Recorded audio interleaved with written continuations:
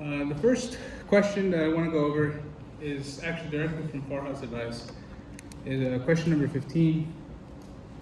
This is from chapter 11, so this is talking now about electrochemistry. So we can zoom that in a little bit. All right, so the question is, can we define electrochemistry? Can we find electrochemistry and then talk about what the difference between an electrolytic cell and a galvanic cell? So electrochemistry is it's the interchange, or I don't know, you could say conversion, conversion of chemical and electrical energy. So this whole chapter is about how we can use electricity to power chemical reactions, or how chemical reactions can power electricity and create current, and so on and so forth. And that also kind of gets us to another supplementary definition. What's a redox reaction? So you've heard this from Chem 2A. I will say you are probably going to be expected to know how to balance these from Chem 2A. But a redox reaction all involves, it's just a transfer of electrons, okay? And so when you transfer electrons, the reason why redox chemistry is principal in electrochemistry is because the movement of electrons causes electric current, all right? And then, once we define those two things, what's a galvanic cell? And galvanic cell is the stuff you're probably going to see more of on the exam. And what we're doing is we're utilizing a spontaneous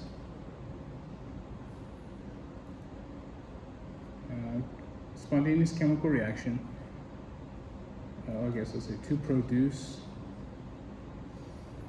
an electric current.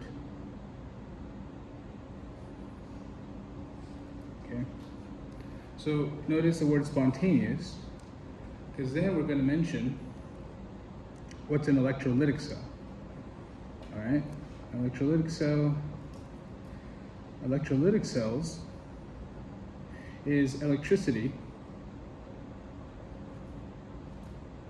Sure, provides the energy, which I'm going to abbreviate with capital E, provides the energy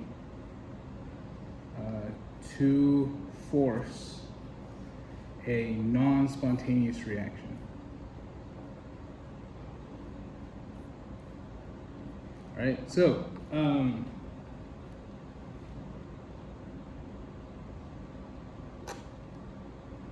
these four definitions, very fundamental, it's stuff you learned very well though. One of the things that I think Farhad, from my experience teaming with him, is he usually doesn't throw a whole bunch of conceptual questions just off the bat, but the one thing that I will warn you of is that he does throw in eventual conceptual question. However, they can be kind of out of left field sometimes, and so kind of understanding a lot of these different like core concepts can help you kind of piece together some of the things you're learning about. But anyway, these are just foundational definitions. A really good problem that I think you should master is something like problem 17. Okay, so 17 asks you to do a whole lot of stuff. Okay?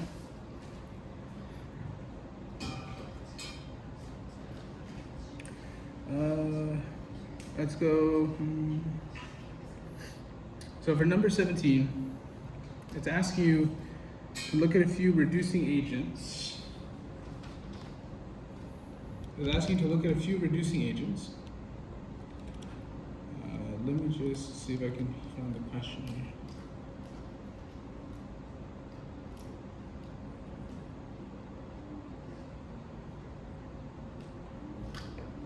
Okay, there it is.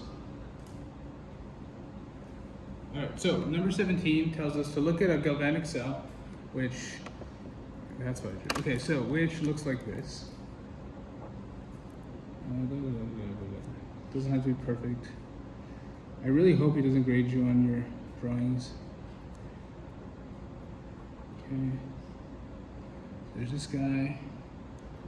So this is zinc. That's copper.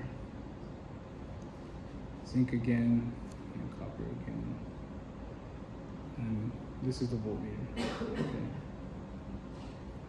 All right, so the question asks, first, to label the reducing agent and oxidizing agent, and then describe the direction of the electron flow.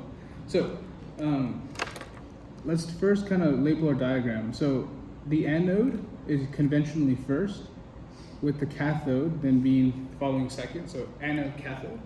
Electrons will always flow from the anode to the cathode. All right, no matter if it's a galvanic cell or an electrolytic cell, you'll always have a net negative charge on the cathode. All right. So these are just basic concepts here. All right, and then we know at the anode, oxidation happens, and then at the cathode, reduction happens. Okay? So I think I was telling my class in red cat and ox. All right. So actually, cathode reduction happens. All right, but the question asking, and this is kind of more of a really weird trick question, is we have to label the reducing agent and the oxidizing agent. So what's getting oxidized and what's getting reduced? And so the reducing agent in this case is actually the one that's getting oxidized. All right. So this is where, this is my least favorite part about electrochemistry, is that sometimes the naming can be kind of strange. So if you are the reducing agent, you're getting oxidized. And likewise, if you're the oxidizing agent, you're getting reduced. All right.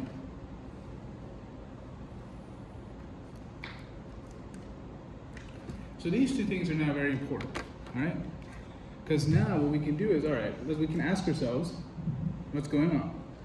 All right, so at our oxidation reaction here, all you have is zinc and zinc 2 plus, right? That's your only option. The question though is it the one that's getting oxidized, or is it the one that's getting reduced? And the way to determine this is by asking yourself, okay, well, zinc is at the anode position. What happens at the anode?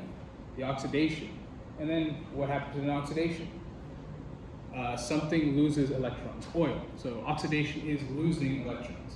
And so since this is at the oxidation, so on and so forth, zinc solid loses 2 electrons, right? And then over here for the cathode, kind of same logic. You can, if you may not, you can kind of skip and say, okay, it's the reverse, so what's happening in the cathode? But you can still see if it's the reduction, my copper 2 plus aqueous gets 2 electrons, right? It gains 2 electrons to become copper solid. Okay. All right, cool.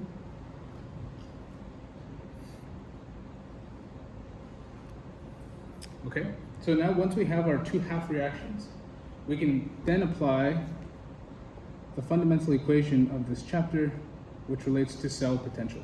So E cell, or E naught cell, equals E naught of my cathode minus the E naught of my anode. All right? And then you can find these values in a table, which I think, if either far will give you a small table, or you will get the value in your actual problem. But we have zinc. Where is zinc? Zinc is here. All right. So zinc is our anode. My bad. Okay. 0.76, and then our cathode is copper. If you look at that same table, copper is positive 0.34. All this being in volts. And then that's going to give you positive 1.10 volts. All right? Okay. Really quickly to reiterate, just because hopefully I've drilled this enough into you, but so for redox reactions, you do not have to flip the sign of these guys. What I would say is just follow the reaction as it is, or sorry, follow the number that you're given exactly as it is, and just all you have to know is label the cathode and the anode. From there, you just plug it into this equation, and that should be fine. So you don't have to, so let's say the equation tells you to multiply by 2. You have to multiply the coefficients by 2 so you can balance the electrons. You do not have to balance the E-cell reduction. You don't have to multiply by 2. The E-cell reduction already takes a lot into account. So whatever number you're given, just plug that into your equation. You should be fine. Okay. Anyway, and then from here, it asks us to determine if it's spontaneous or non-spontaneous. Okay, so since this is positive, a positive E-cell means spontaneous, and then a negative E-cell, obviously, is non-spontaneous. Right? So in this case, it's spontaneous.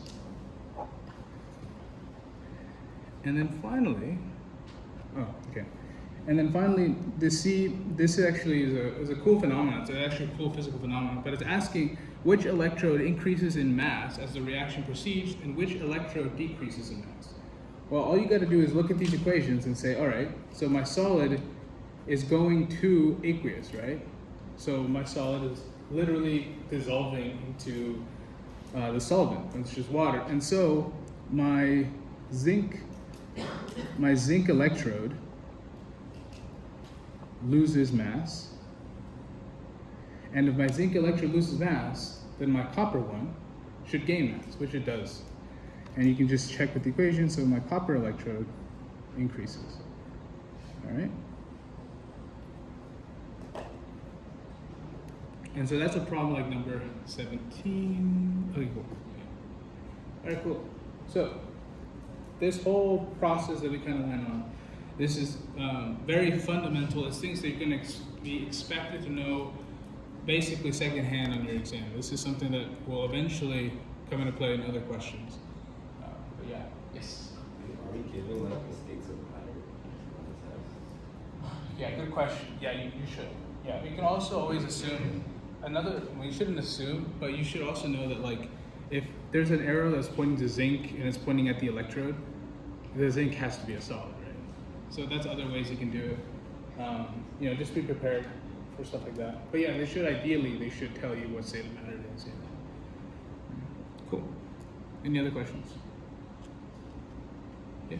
Does he want us to like draw the salt bridge on the exam, or? Yeah, good question.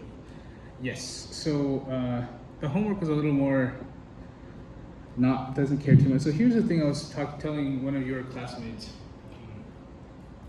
Unfortunately, this thing is very fluid, like how you can represent it. But Farha, unfortunately, wants it represented like to the fullest extent. And so like no one cares what's in the salt bridge. In real life, no one really cares, as long as you have something in there. But for Farha, yes, you would need to put a salt bridge, and you need to put, you have some salt, some inert salt that doesn't participate in the reaction. So KCl, typically nitrates will also be fine. In that case, you label a salt bridge. I think the other thing people were telling me is that he likes to draw arrows, like pointing to what actually reacts in the electrode. So that's another thing. Also, like this zinc 2+ wouldn't work. I think for him, I think he wants something like zinc CO2, like some compound that has zinc in there that will deposit that zinc. My recommendation, just because in my opinion it makes more sense to kind of do it like this, is just do zinc 2+ and then just say like from wherever. And so that's like a cheeky way of like getting away with both forms. Because I think honestly, the ion is the one that participates. That makes more sense to have that. But he wants you to show where it comes from.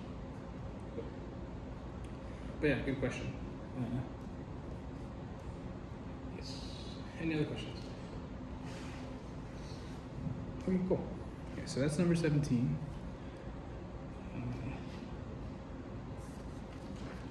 All right. So we're gonna go over 19A. So a lot of these problems, unfortunately, just because I just don't have that time. A lot of these problems ask you to do the same exact calculation like 4 or 5 times. So what I'm going to do is just going to give you the most, in my opinion, the representative one or the most difficult one. And from there, you guys can definitely email me and ask me about them. But I'm hoping that you can do the other problems on your own. Okay, so number 19, we're going to do 19A. It says sketch the galvanic cells based on the overall reactions, calculate E cell or E naught cell, show the direction of electrons, identify the cathode and anode, and give overall balance equations. If I'm being completely honest with you guys, this seems like a really good free response question. It tests you on very many different avenues and tells you, and it makes you, to me at least, it tells me if you guys are actually paying attention in this case. But anyway, so how do you tackle a problem like this? Well, what you want to do is first, you want to balance the redox equation. So in this problem, it's implicitly said that you need to balance a redox equation, right? So the first thing you need to do is take the reaction you're given for A, which is chromium 3 plus, aqueous plus Cl2 gas, okay? And that goes to Cr2O7 2 minus, aqueous plus Cl minus aqueous, all right? So this is the reaction they give you in the problem. From here, though, you need to balance the redox equation first. So you want to, step one is you want to separate into half reactions. And those half reactions are your reduction and oxidation reactions. So how do you identify those? Well, I say try to look for the easiest place. All right, and that is look for oxidation numbers that are easily set. Right. So, for example, this chlorine 2 gas, its oxidation number is 0 because it has no charge. Right. All those chlorines don't have a charge. But here, this chlorine minus, because it's an ion, its oxidation number is -1. And from here, you can easily see. So what is that? Well, it looks like Cl2 is gaining an electron to become -1. Therefore, this is the reduction reaction. And then you don't even have to check the other one. I mean, you can, obviously. It just takes longer. Then this guy up here, which I'll do a different color. Okay, this guy up here is the oxidation reaction. Okay? Cool. All right, so now that we know what our reactions are, we can now start balancing. So reduction is the easiest, right? So we have Cl2 gas going to Cl minus aqueous, right? So first step, you want to balance all your atoms, which include, oxygens and all that. But in this case, we don't even have that many atoms. All we have is a chlorine. We have 2 chlorines on this side, 1 chlorine on this side. You just need to add a 2 there. Nothing too complicated. All right. Step 2. Here's where you balance the electrons. All right. How you do this is, or at least how I like to do it, is you have to kind of come up with the net charge on both sides of the arrow. So in this case, what's the total charge on this side? 0. There's no charge. And on this side, what's the total charge? Well, we have a -1 from the chlorine, but since we have 2 chlorines, or chloride, sorry, it's actually 2 times -1, right? Okay, now that we have the total charge on both sides, all we gotta do is subtract it. So 0 minus -2, right? And we get 2. That 2, that number you get at the end represents the number of electrons, right? The sign doesn't matter, it's just the number. And from here, you move it to the most positive side.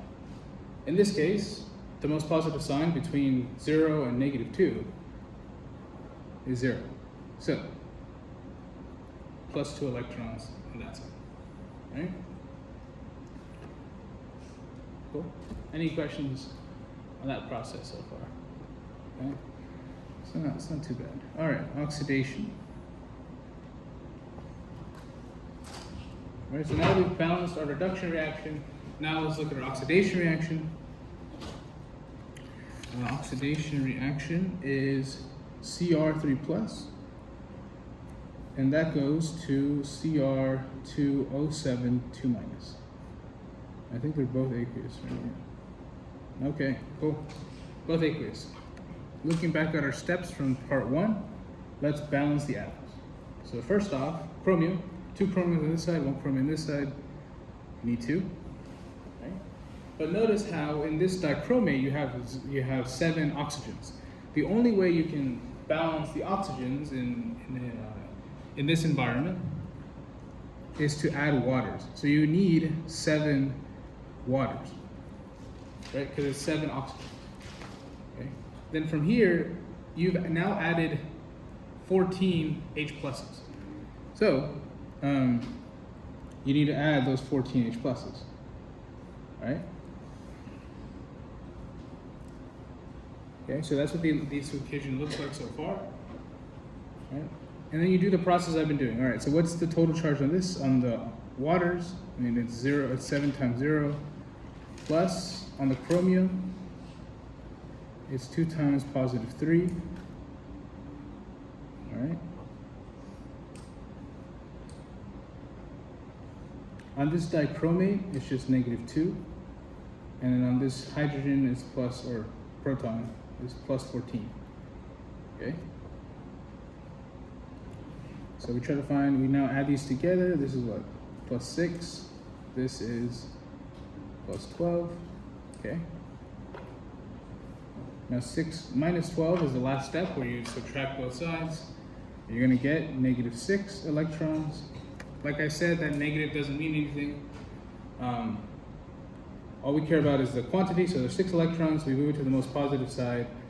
So now there's 6 electrons over here. And with all of that, you finally balance your 2 half reactions. Okay?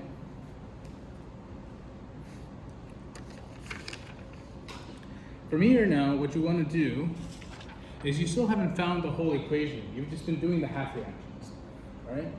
And so now what you want to do is you want to total them up. So this is total. Okay, so I'm just going to write, I'm going to recopy the 2 equations that I just found, right? So 2 electrons plus chlorine gives me 2 chlorides, and this one's gonna be long. 7 waters plus 2 chromiums gives me Cr2O7 2 minus plus 14 electrons plus 4 pluses. Okay. All right. So this is now our total equation. All right, and from here, which your priority is to cancel out those electrons. So you need to find the least common multiple of the 2 electron numbers to cancel out those electrons. In this case, the least common multiple between 2 and 6 is still 6, right? How do you get from 6 to 2? Or how do you get, from 2, you multiply both sides, or at least you multiply this equation by 3, okay? And when that does happen, you'll get 6 electrons here, and you'll just cancel them out. Right?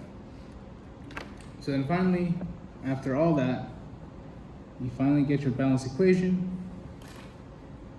Cr3 plus 3 CO2s.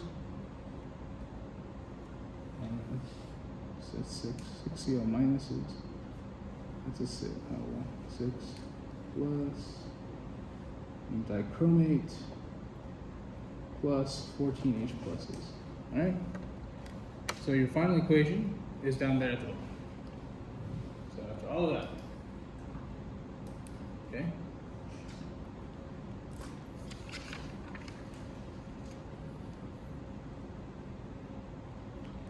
Okay, so in that case, all right, cool. Okay, so in that case, now that we know our half reactions, we know a lot of things now. We know our half reactions. From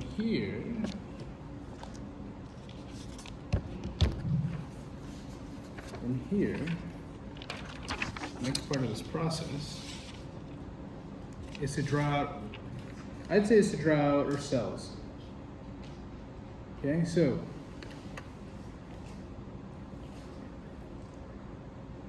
we always start with drawing the cell by inputting our electrodes and some beakers like that. All right. You do need a salt bridge, but I drew it in pen, and so it doesn't look like it's going in there, but it is. It's part of the whole structure. Okay, so this is the voltmeter. This is our anode. That's our cathode. Part of the question asked, where do our electrons travel? Electrons always go from our anode to our cathode. All right, nothing too crazy. Okay. So now comes the interesting part here. How should I do that? Okay. Well, so on our anode, we're going to do the oxidation reaction. All right. So look back at our equation, or at our equation that we figured out last time, and we look for our oxidation, which is this guy. Well, it's this one. Where are we? It's this one over here, where it says total. It's this guy here, okay?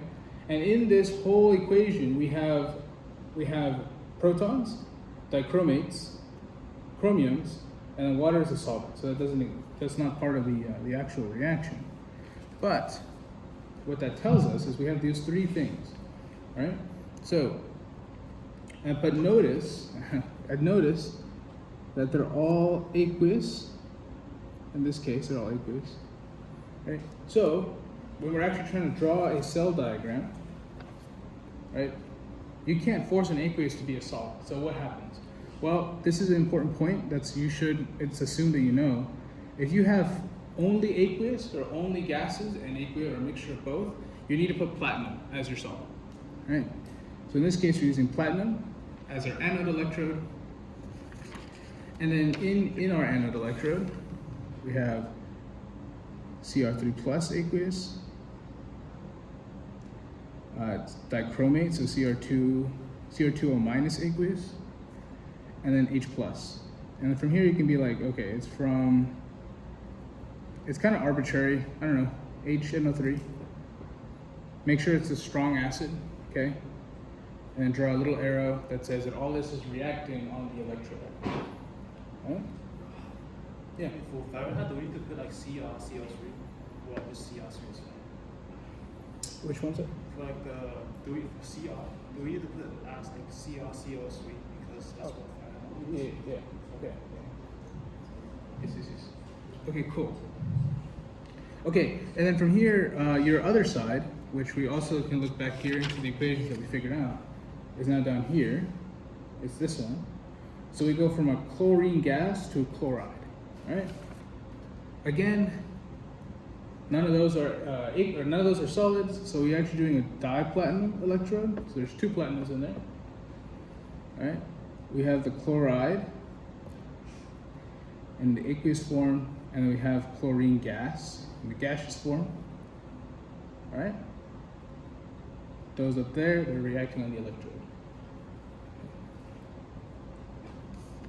And then finally, we've got to make sure that we know this.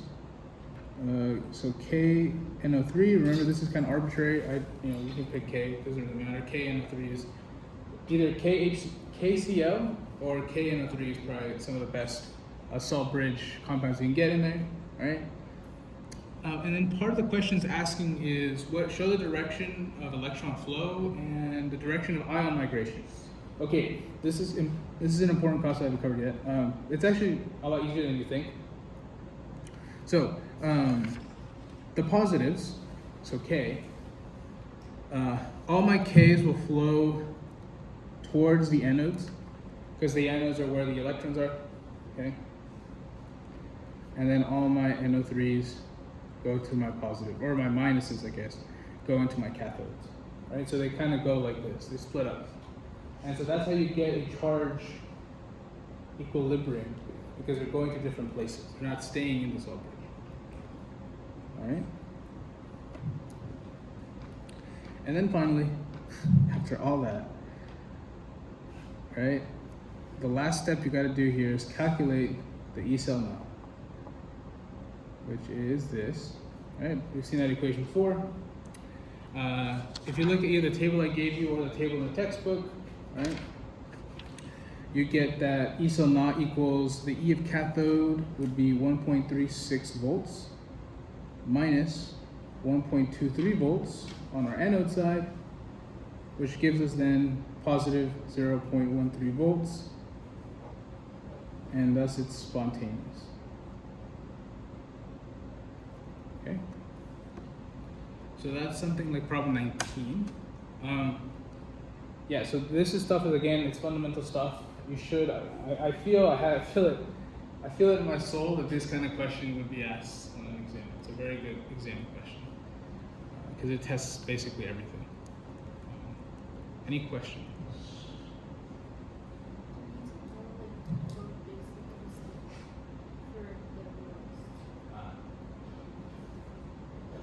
I don't want to say no, because I also don't really know what's going on there.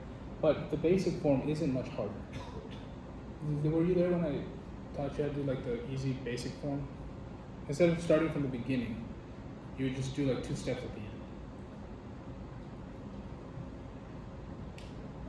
Really quickly, I mean,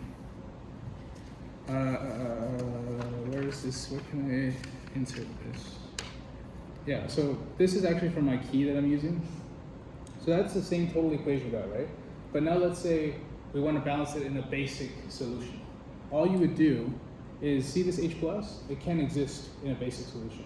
All you got to do is add the same number of OHs, or OH minuses, so 14 OH minuses. What does H plus OH give us? It's water, right? So now here we have 14 waters. And whatever you do to one side, you gotta do to the other. So now we got plus 14 OH on this side, right? And then the final step is look at both sides and notice you have 7 waters on one side and 14 waters on the other. You have to cancel out, or you would eliminate the waters. You would eliminate the 7 waters on the reactant side, right? Because like we said, whatever elements are the same on both sides can get canceled out, or at least reduced. And so in this case, we can reduce that 7 to 0 and this 14 to 7. And that's it. And you balance it in a basic solution without having to learn a whole new basic solution pathway. Cool? Yeah? Okay, sick. All right. Any other questions about something like number 19?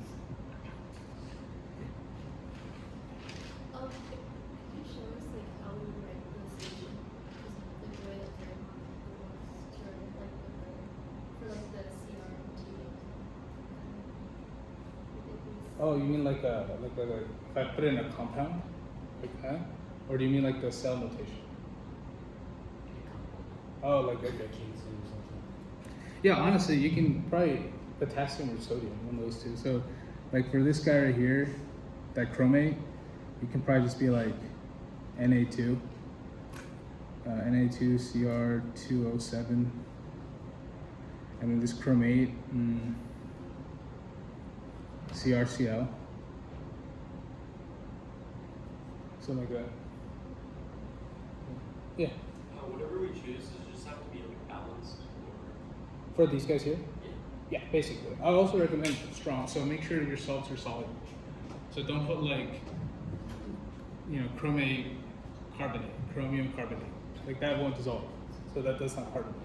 But the 2 big things is do bromine, do chlorine, or do nitrate. Those are the 2 really nice ones, or 3 really nice ones that are always solid. Yeah. Where did the H plus come from? Oh, HNO3 is a nitric acid, just kind of. Okay. Because, right, like you saw in the equation, the only thing that matters is that H plus. We don't care about the nitrate. But Farhat wants you to tell him where the H plus came from. You can't just have H plus. And so the H plus came from mass, which is nitrogen. Okay. Cool? Yeah. Would you give the sodium? Like the sodium there? Yeah. I just picked a cation that's just kind of super soluble and it's kind of arbitrary. It doesn't necessarily matter. The sodium doesn't matter at all. You just need to have. Farha wants you to tell him where that chromate came from.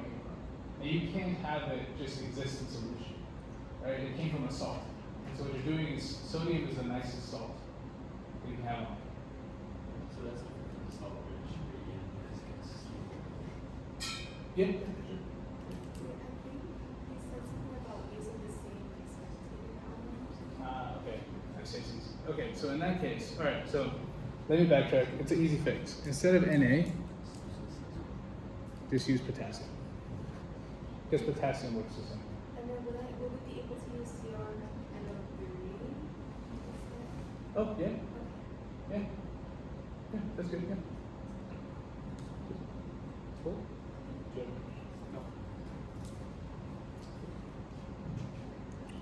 All right. Cool. Good question, Laura. Cool. Okay. Ready to move on?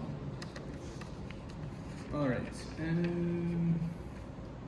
Yeah, so I highly suggest 19 and 20. Both are like this, which is great. So it's a lot of practice. There's at least 9 problems in each. All right.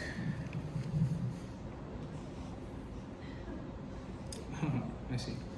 Yes. Okay. Really quickly, I want to make a. So this is not on like you.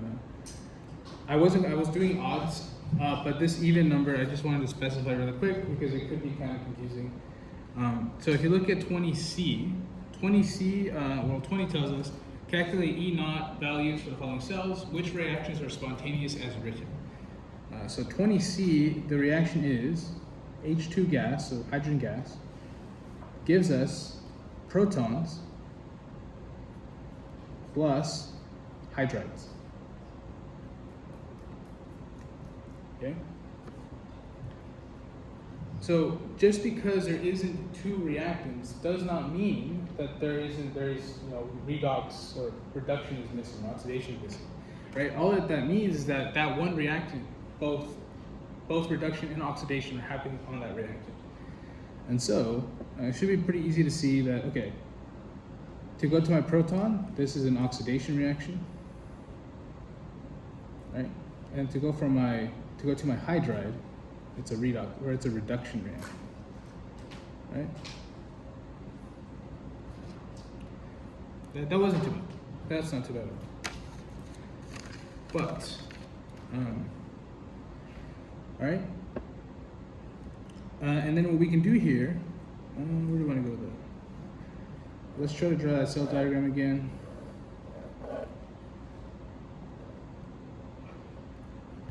All right, there's a cell diagram. Let's draw a little anode in there. There's that. There's our voltmeter.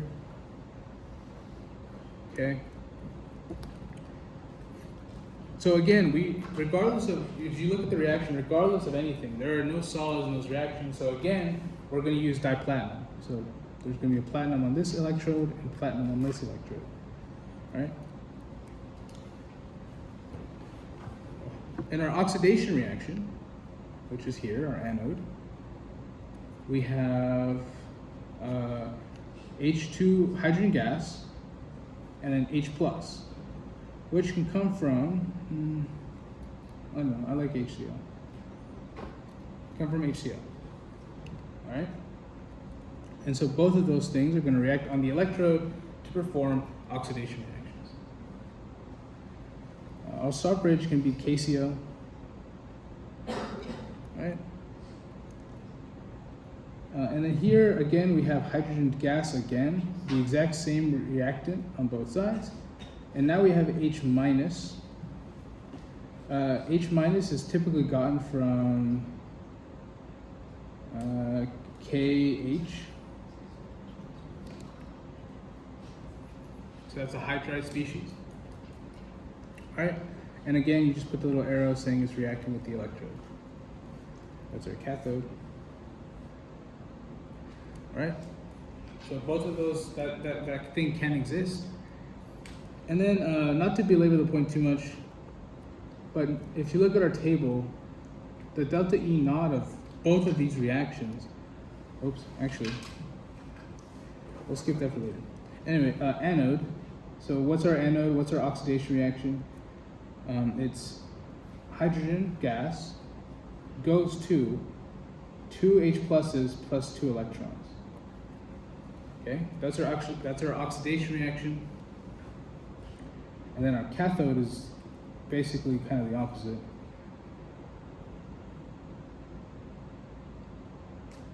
We have hydrogen gas plus 2 electrons, giving us 2 hydrides. All right? And then the E naught of this guy is, that's 0. And then the E naught of this guy is like negative 2.33 volts. Okay? All right, cool. So the last thing I want to mention, just because this probably is going to be expected, and so the reason why I picked this problem in the first place is because let's draw a cell notation diagram, or a cell notation of this. All right? So,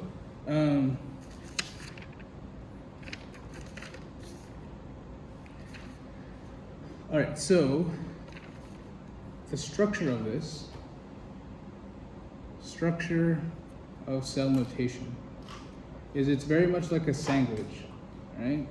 So you have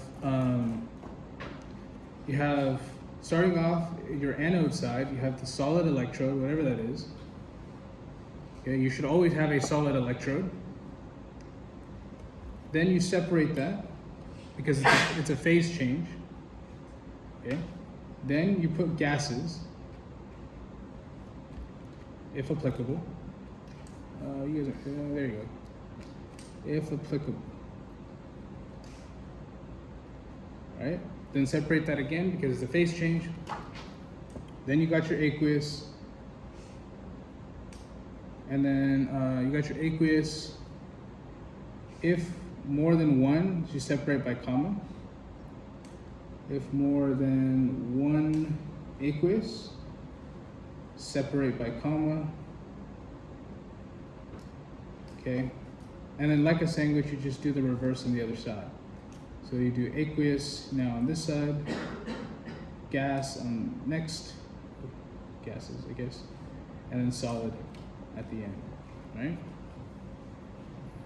So that is the standard version of cell notation, right?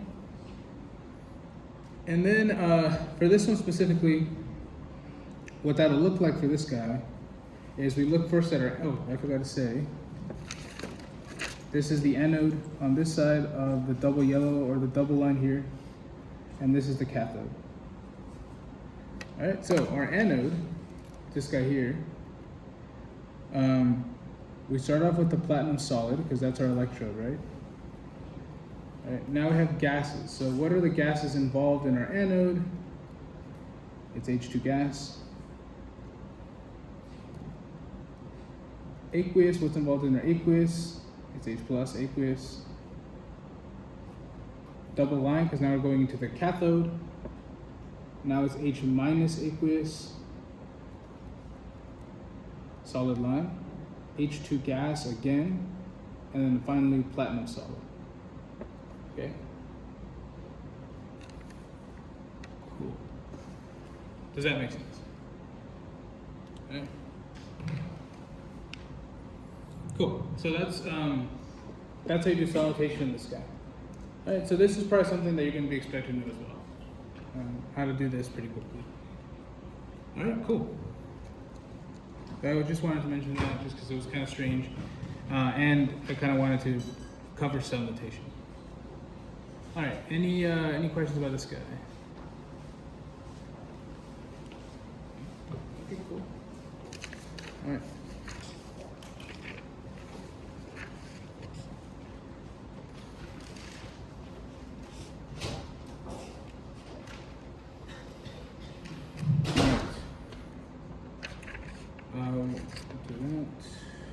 All right. Again, 21A. The reason why we're doing 21 is because we're going to need it in other problems. But here, we're doing the exact same thing, pretty much, except I think there's something I want to mention here. Okay. So this is actually a really cool little, also kind of a trick question, right? So in 21, they're asking us to do basically the same thing we've been doing for the past two questions. Except now, they're giving us is something implicit. So we have Cl2 plus 2 electrons give us 2 Cl minus, all right? And they give us another equation that has the exact same structure, except it's now a totally different chemical species, right? We have Cl2 plus 2 electrons give us 2 Cl minus, and then bromine has its version as well.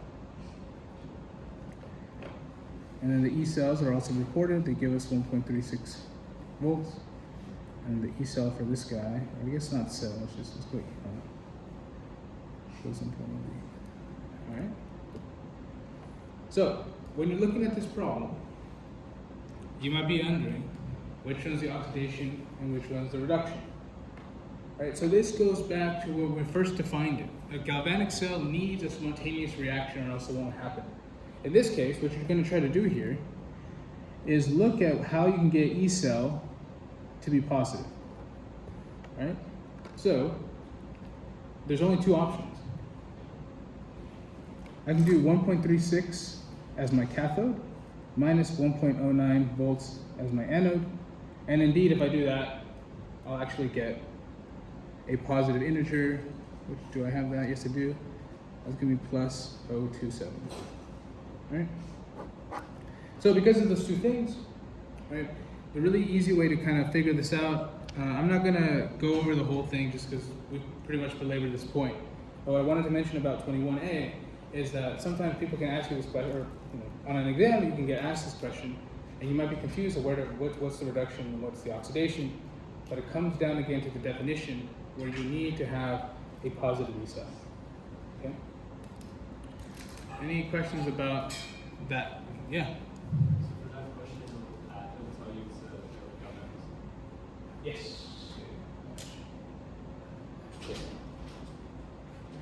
And then also you can tell also by the wording even because typically electrolytic cells are associated with charge, like the Q equals IT, so stuff like that. So they look pretty different too. Okay.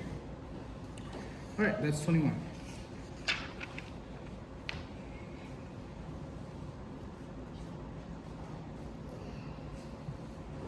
Okay, cool.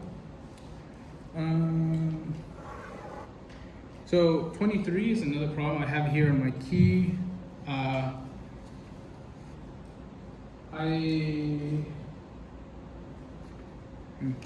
Just for the sake of time, I'll kind of just go over here glancing.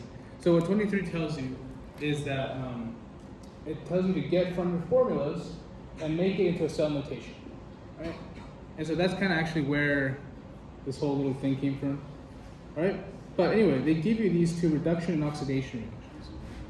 Okay, so now what you do, like I said, so like what you do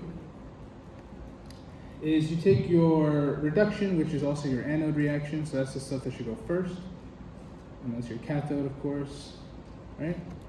And then, once you know your reactions, right, up down here, you can start writing the actual cell notation, right? Notice how, again, none of these are solid, so they can't be electrodes. So we got to use platinum again. So platinum for both electrodes. And then, according to your half reaction, Br minus gets oxidized to form Br2 plus. So again, just keep following the rules. Solid, gas, aqueous, aqueous, gas, solid. And that's it. Okay. Any questions on 23 and the cell notation? Cool.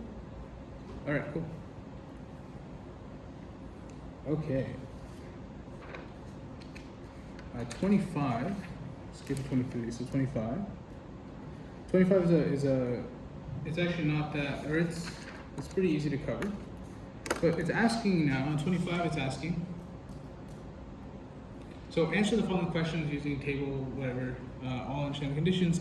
So A is asking,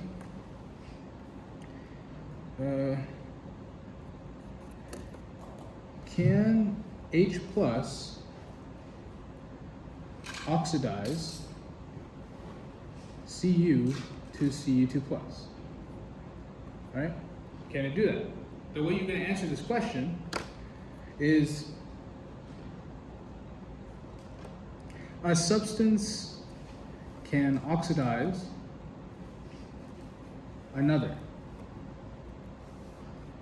if it has a higher E0, right? That's the big truth about this question, is what they're trying to get you at, is if you look at this table, actually this is why I picked this table actually, is because it tells you that as you go up this way, you have a stronger reducing agent, and if you go downward, you have a weaker, you get stronger reducing agents this way, and then stronger oxidizing agents going upward, right? And so you can fit all of that on the table to tell you, what you want to know. And then likewise, reduction happens with the lower E0, all right? So it's the opposite. So if you have a smaller E0, you're the one who's going to get reduced. All right, so the question is, can H plus oxidize copper to copper 2 plus? Well, let's see the numbers. So what we're looking for to see is, does H plus have a higher E than copper? So copper is here at 0.34, and then our H is at 0. So does H have a higher E0 than copper? The answer is no, right? And so, no, it cannot. All right, so that's not too bad. No, it cannot. And if you look at more of these problems, all you really got to do is look at the E cells on the table, and then they tell you everything you need to know. Any questions about this guy? Or about this concept? Okay. 25A.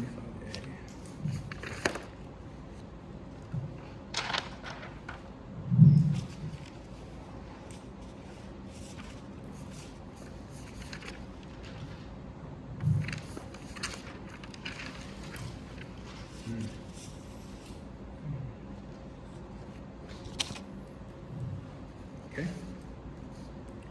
26, again, very conceptual. These kind of problems I've seen come up on exams. So, 26 is asking us, place the following order of increasing strength as oxidizing agents. All right, so the stronger, I have it here. So the strong oxidizing agents,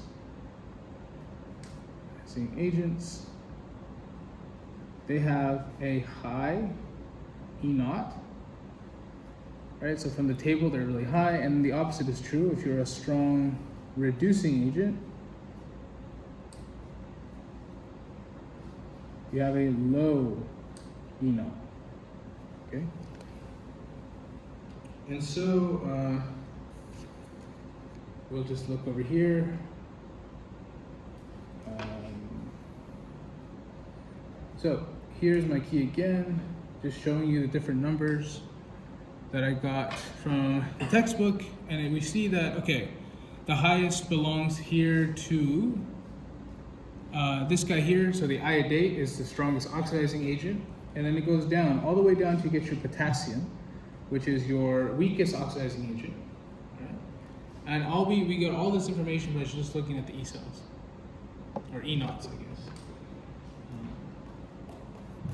But cool. Any questions about this? Yeah, cool. All right.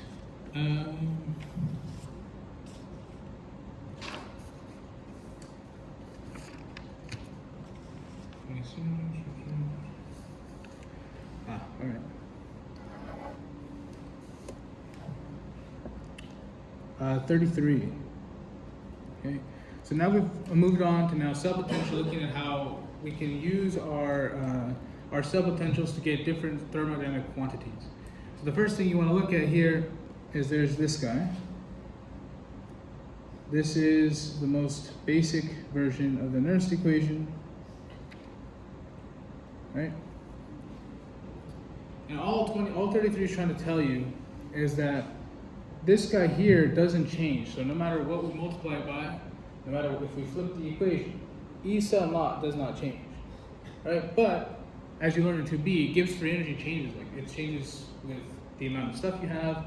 It changes, right?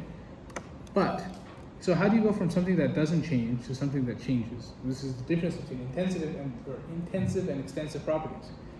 Well, it's this guy. So now the number of electrons changes, and it changes E cell to a changeable quantity.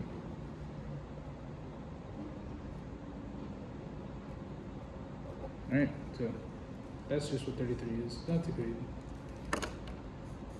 All right. So, moving on to 35. The one thing that I'm really afraid of, or that I wish I would talk to Farhad about, is that for 35 you need 2B knowledge. You need to remember an equation from 2B to then apply it to your new equation from 2C. So, all it's saying is we're trying to find E cell naught, okay? And the way we do this is through an equation that looks like that. So water plus 2 electrons gives us hydrogen gas plus 2H minus. Okay? And then they give us a lot of delta G values, which I will write them down. Okay, hydrogen gas is 0. OH minus is negative 157 kilojoules. And then electrons are worth 0. Okay, so so in 2B, actually around this time, you were learning that when you get delta G's formation, the one thing you can do is called, I call it the summative property, but you can do this thing, which is where you take the sum of the Gibbs free energy on your product side, on your products, minus the summation of all your delta G formation in your reactants. So this equation comes back up, right? And in this problem, at least they expect you to know. On the exam, I do not know, but does Farhad in lecture, does he say like, oh, I expect you to know this from 2B or anything? Does he say no? Okay. There could be hope. There's hope. All right. Anyway, but you know what this looks like. You guys have probably seen it before. I'm gonna kind of speed through it a little bit here. All right. Where I'm gonna first describe this hydrogen, so it's 0. So 1 times 0, 2 times negative 157, minus 2 times 0 again, plus 2 times negative 237. All right. This belongs to the OH. This belongs to the hydrogen, nope, to the electrons, and this belongs to the waters. All right. And we get the delta G of the reaction equals 160,000 joules. All right, this is kind of important. I do want to mention this. This number here you will get in kilojoules, but I would say look ahead and say this is in joules now, because what you're going to use this number for is to fill out the Nernst equation. All right? And so E cell is reported in voltage, and volts are joules per coulomb. Okay, so that's a very easy thing to mess up. Is if you report something in kilojoules and you plug into this equation, it's going to be significantly less than what you would want. All right, so there's 2 electrons that they give us. F is 96,485. I think it's coulombs per mole. And then we're trying to find E cell. Right? So that's the math associated with what we're doing. And we get that. All right, make sure that makes sense. We're just plugging in numbers. We get that E cell naught equals negative 83 volts, or negative 0.83 volts. Right? So like this problem kind of mentions, and I'm going to reiterate, knowing the units of your different quantities matter, because they can really mess you up if you don't know what's going to happen. All right. Any questions about this simple Nernst equation? Yeah. I think it's pretty self-explanatory. Okay. Except. All right. So something like number 41. Okay. So for 41, they want us to calculate the delta G naught and then K. K being the equilibrium constant of this whole thing. I'm gonna just not reiterate, but to make clear that this is KQ. This is our equilibrium. This is our equilibrium constant from Chem 2A, and it's at 25 degrees Celsius. All right, so this, and they actually tell us that what they want us to do is take the E cell from 21A. So that's chlorine. If you don't, you probably don't remember seeing this equation. That's okay. This is from 21, which we solved some time ago. And then the E cell that we calculated was positive 27 volts, or 0.27. Okay? This is actually not. Right? And from here, we can use two different equations. So to finding delta G naught, you would use the basic Nernst equation, okay, where now we actually have an E cell.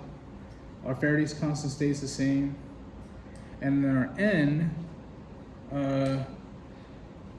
our N comes from half reactions where we actually get 2 electrons, okay.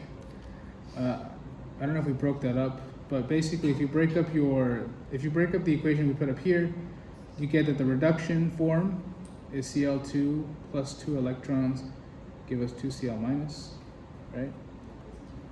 And then our ox form is the Br version of this.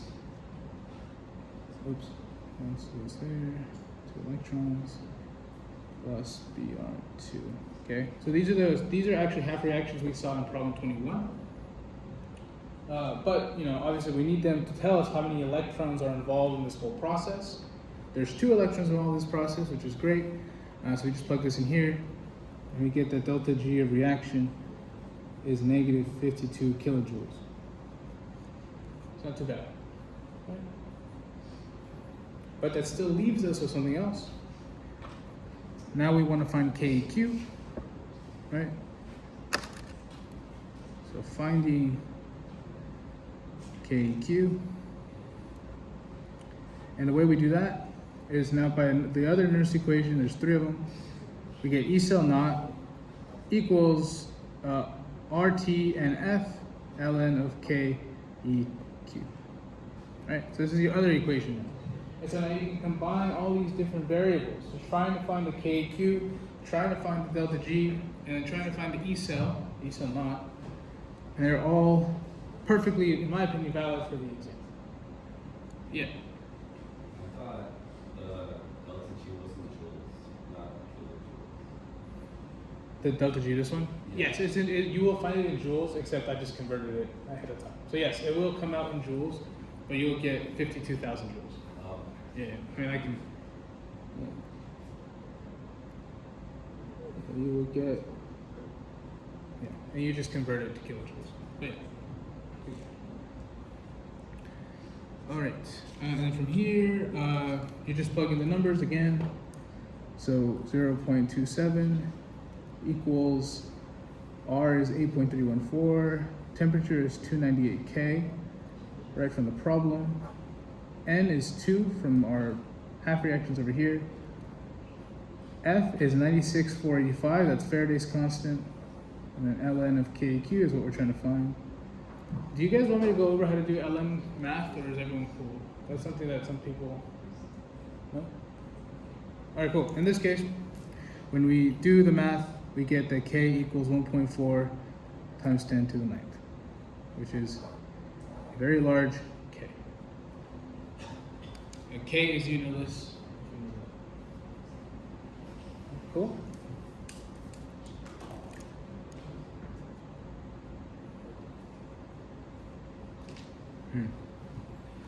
All right. So, any questions on 41? I think it's a pretty decent straightforward problem. It's just getting used to what numbers you're going to be given is really the big thing here. This was actually covered in our discussion, which is why I'm not going to spend too much time on it. But 49 can be a little tricky because, again, part of the bottleneck of this whole chapter is finding out what is your redox and what is your oxidation reaction. So what are these things? Okay, so in this case, we want this reaction. Al3 plus aqueous plus 3 electrons. Nope. 6 fluorines, I bad. Al(F6) 3 minus. Let's just move them all down here. It'll look cleaner. Okay. So, this is the reaction we want. This is actually a Chem2A reaction. This is the complex ions, if you remember that. Okay? So, complex ions. So, we can use our redox equations to find out the KSPs. In this case, it's the KFs, the constant of formation. All right? But the way you figure this out is this equation doesn't have a standard E cell. So what you have to do is they're going to give you, in this case they're giving you one equation, but they can give you two. In discussion they give us two. But you're given a 1/2 reaction, which is AlF 3 minus plus 3 electrons, give us Al solid plus 6 fluorine aqueous. All right? That's what they give us. And then they give us that the E cell, or E naught, is negative 2.07 volts. Right. So now this is the bottleneck of this question, is we now have to figure out an equation of our own from the table that we provided, from this guy.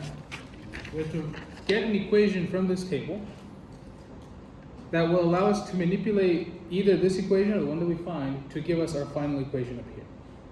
Right? And you'll see what I mean. And this is where it gets kind of difficult. Is, okay, which one do I pick? Well, notice how we have everything. So we have AlF6. We don't really need this. And then we have the FL minus, or the F minus. So we need something with Al3 plus. And lucky for us, there is an equation like that down here. It's that one. So the other equation that we need is actually Al3 plus 3 electrons give us aluminum solid. And this is where it starts making a little more sense, because now we have both equations that we can now try to manipulate to see if we can get something going. All right? And again, like I was saying, so now that we have both equations, now we need to find the true configuration. We need to know which one's the electrode, which one's the anode and which one's the cathode. In this case, you can do it one of two ways. You can do it the way we did with just product, or you do trial and error, because you want that E cell to be positive. Or the other way you can do it is look at both equations and look to see which one do I flip to get this. The one that I see is this top one, that you can flip this one. Right, where you get the AlF6 3 minus onto the product side, or if you flip this guy, okay? And that tells you, because both of these equations are written as reductions, which is convention, that's how it's always going to be written, and they can give it to you and expect you to convert that. The one that flips is the oxidation reaction. Okay, so in this case, here's our ox reaction, and this is our cathode reaction. Okay. And then from there, we just calculated like normal. So E cell equals E of the cathode minus E of the anode. Nothing too crazy here. And you see that if we make that decision correctly, we do actually get a positive number here, 0.41. And then from here, they ask us to find the K, which you just use the equation above, which is E cell equals RT and F ln of K, and technically it's K F, this one. All right? Does that make sense?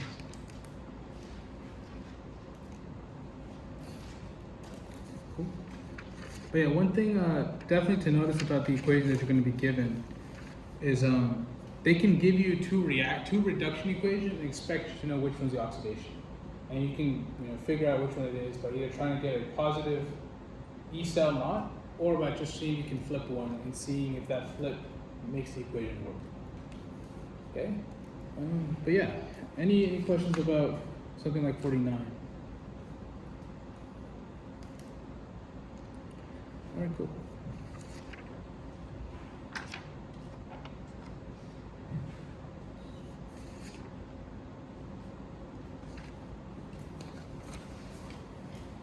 All right.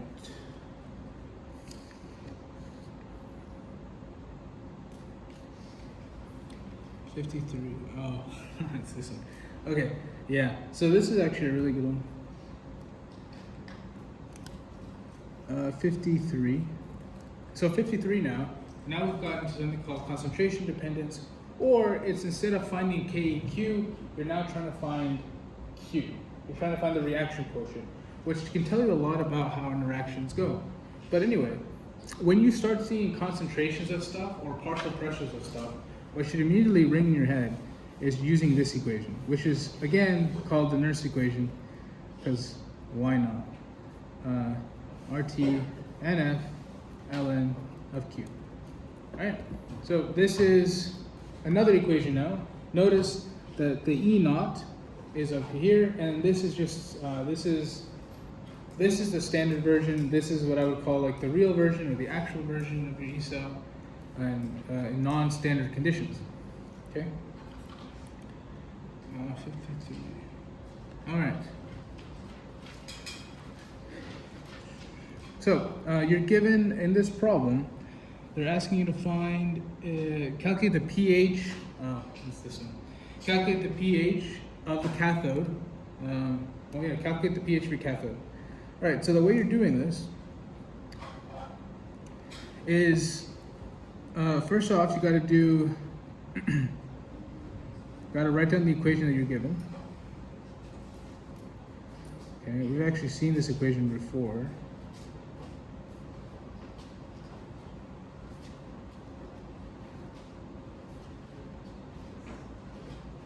Okay, so it's this equation here. It's just 2 aluminums give you a dichromate plus 14 protons. Those all give you 2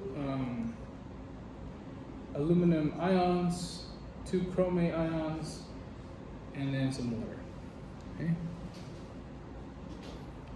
The whole reason why you're going to try to balance these half reactions is you want to figure out how many electrons are involved in your process, because that's not evident. That's not absurdly clear. All right. So we got to get our half reactions down. So this aluminum is pretty easy, right? It has an oxidation state of 0 because it's a simple, it's an element. And you can clearly see that it now becomes 3 plus. So this is now an oxidation reaction, or we know that's the oxidation reaction. And then this guy here is our reduction reaction. Okay. And notice we don't have to care about these guys at all because we can just straight up trace back our oxidation to this guy and our reduction to this guy. So these guys don't matter in this case. Okay, so our redox or our reduction reaction is chromium 07 2 minus. That goes to chromium 3 plus. Okay? But what we're trying to do here is count the number of electrons. So this is the reduction, electrons are going to go here. The question is how many electrons go there. All right? And the way you do this is you're just trying to find the oxidation number of this guy. So this is going to be 2x, because there's two of them, right? Minus, because it's going to be negative, minus 14, because this is, you can also think of it as 2 times negative 7. Right, because, sorry, 7 times negative 2. And then all of this is going to equal minus 2. And if you do the math, it'll be plus 14 on both sides, it'll be plus 12. 2x equals 6, so x must equal plus 3, right? But notice how there's 2 of them, so it's actually going to be 6. So 6 electrons total are needed. And this then has to be 2. Right? So there's my 6 electrons. And then we ask ourselves, does that match what we see for the aluminum? This is my aluminum, right? And there's 2 of them actually, because they come from the equation. So there's 2 and 2. And indeed you get 6 electrons. So you did all of that just to figure out how many electrons are involved in your process. Okay. All right, cool. So 6 electrons it is.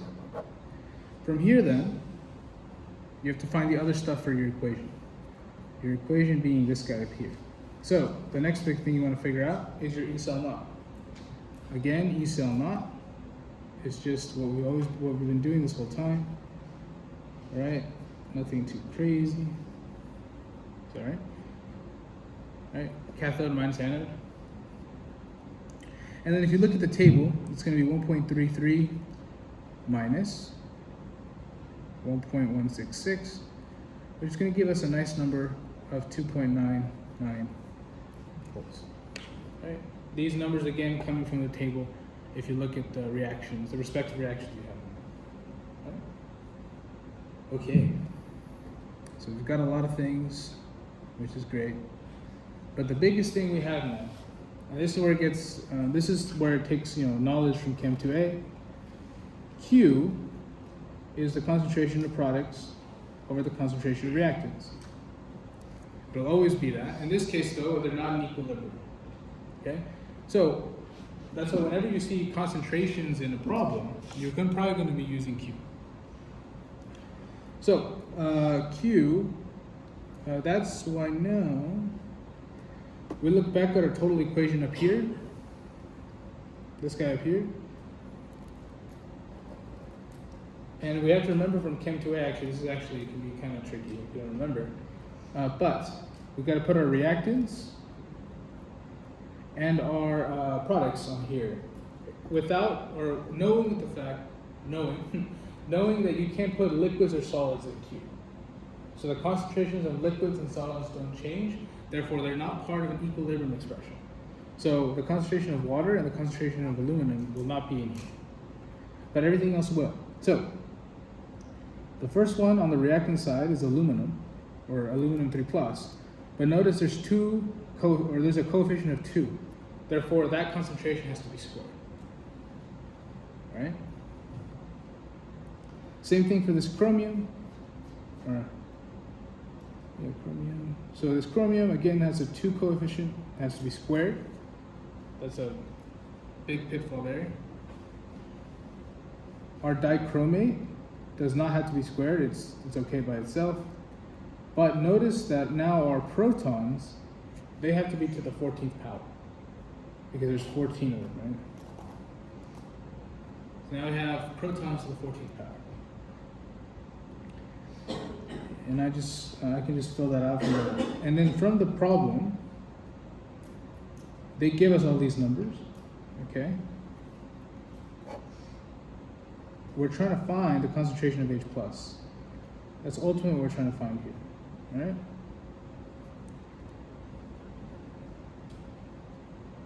So that's how you then establish your Q, right? Okay. And now the grand finale is you now plug everything in that you figured out into your equation, into your big equation up there. So here's our, I think they give you this in the problem. Let me make sure. Yes, they give you E cell in the problem. E cell naught we found over here.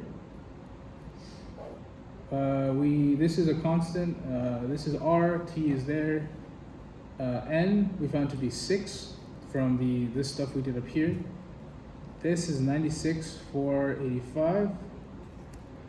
Faraday's constant, and then ln of Q, which we have written out up here. Okay. And then yeah, and eventually we're going to get that Q equals. Once we do all the math and we simplify, Q equals E to the 0.02 divided by negative 0.0042797. Right? That's what Q is going to equal. And then eventually when you get to the H plus concentration, all you got to do is plug in whatever number you get in here, and that'll give you your pH. So negative log of H plus concentration is the definition of pH. Right. Cool.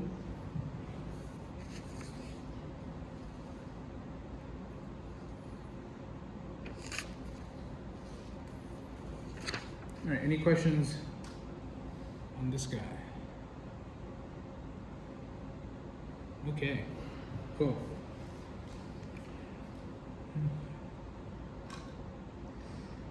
All right. Let's keep it going. All right.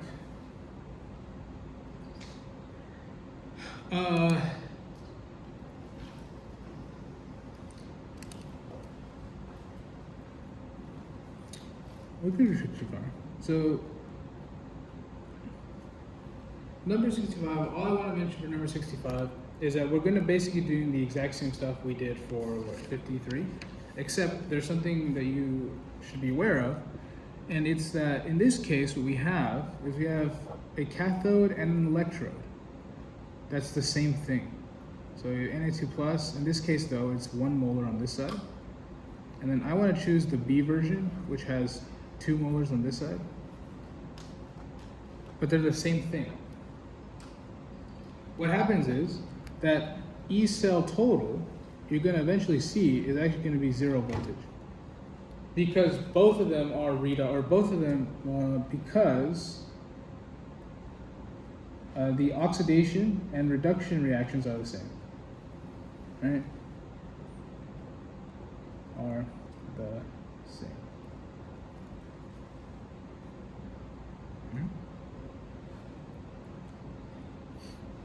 And so now your job is to find out the total, you want to find out the total reaction of the cell to then tell you what's going to be the product and what's going to be on the reactants of your Q. Because that's also what you're going to be doing, right?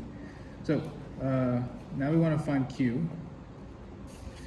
And the way we do that, our oxidation reaction, right? Remember, this is always the anode. So this is our oxidation reaction over here.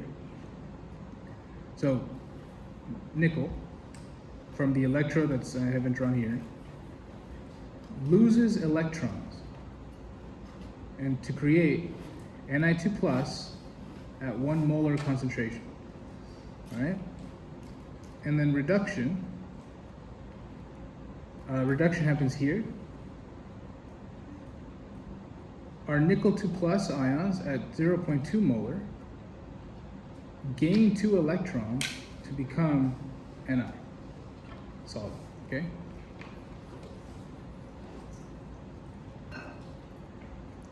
And then from here you just combine. So my nickel solid from one step plus nickel 2 plus 2 molar on this step.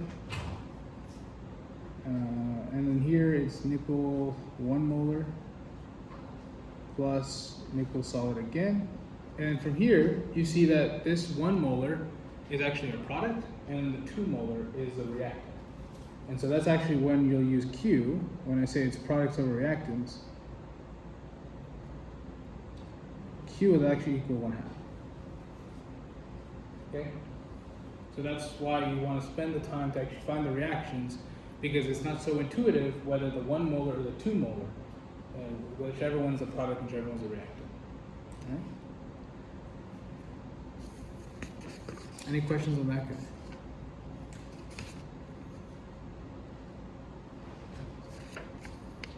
All right. All right, nice. Okay, anyway, yeah. Okay. So,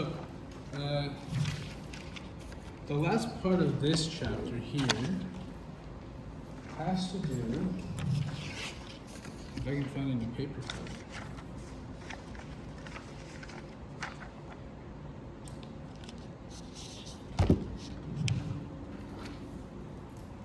Okay, so this has to do now with electrolysis. All right, so number 73. All right. Number 73 is a classic electrolysis problem. Okay. So, the workflow for electrolysis is you're going to use this guy, which is called Faraday's equation. Now, Faraday's equation. Thank you. Sure. Faraday's equation relates charge, total charge that was produced in a reaction, to the current that's run through times times in seconds. Right? So they give us that. In the problem, they give us that the current is 15 amps, and they tell us it goes for like a few hours, 1 hour. It tells us it goes to 1 hour. So in 1 hour, there's 3,600 seconds. Okay.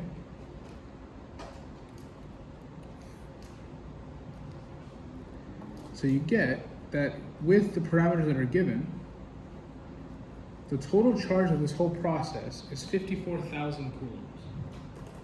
Okay.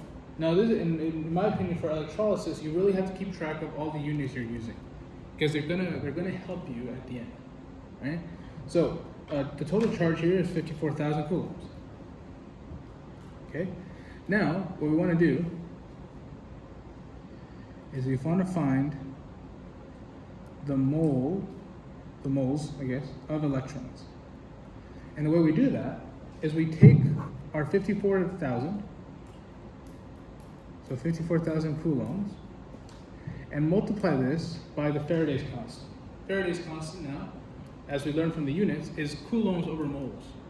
So there's 96,485 coulombs in 1 mole of electrons, right? And when we do that math, first of all, this is just F, Faraday's constant. If we do that math, it's going to be 0.59672 moles of electrons. But we don't care about electrons. We want to find out how much mass of cobalt can we make, right? So then from here, we need to go back to the beginning and make a reaction for what we're seeing. So it says from aqueous CO2 plus, we're getting cobalt solid. Well, how does that happen? To make this reaction work, we need to add 2 electrons. Okay? So 2 electrons. And when we do that, we now have a ratio between the moles of electrons and then the moles of cobalt. So, as you can see, for 2 moles of electrons, you get 1 mole of cobalt. Okay? Now we've made a molar ratio. This is from Chem. This is from Chem 2A. I made them, by the way. I made them chant this, by the way, one time for discussion. That was funny. I know you guys are probably freshmen, but they're like more freshmen because they're that was funny. Anyway, okay, so